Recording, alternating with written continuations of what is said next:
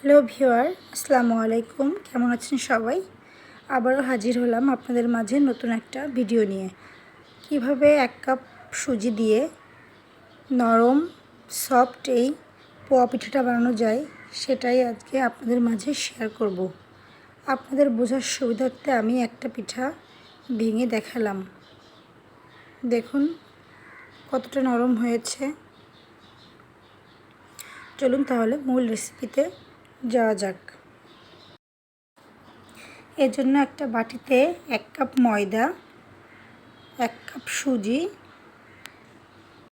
Half cup চিনি, সামান্য পরিমাণে লবণ দিয়ে শুকনো উপকরণগুলো বেশ কিছুক্ষণ ধরে মিশিয়ে নিব।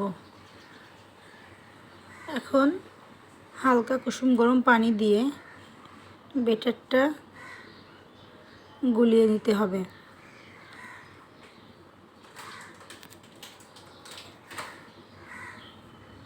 এই ব্যাটারটা গোলানোর উপরেই পিঠা ভালো হবে। এজন্য সময় নিয়ে ব্যাটারটা গোলাতে হবে।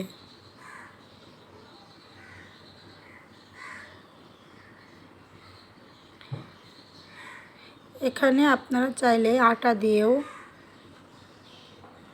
এই পিঠাটা বানাতে পারেন।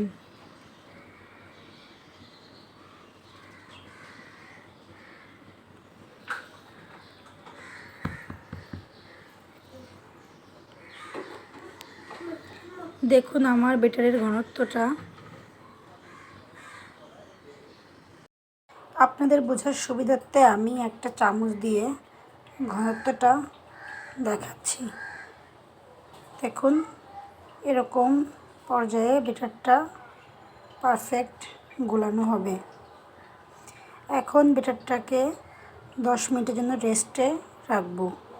ফিরে আসছি 10 মিনিট পরে। আবারও ব্যাটারটাকে কিছুক্ষণ গুলিয়ে নিব।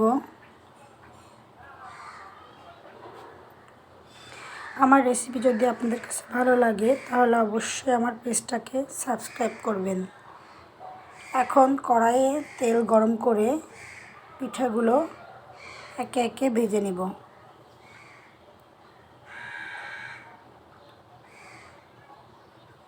দেখুন কিভাবে ফুলে উঠেছে পিঠাটা।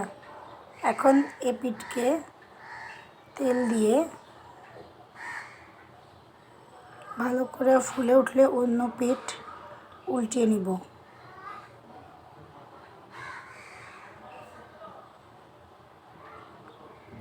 দুই পিঠ যখন ঠিক এই কালারটা আসবে তখন পিঠাটা উঠিয়ে নিব। আপনাদের বোঝার সুবিধার্থে আমি আরও 2টা পিঠা বানিয়ে দেখাচ্ছি।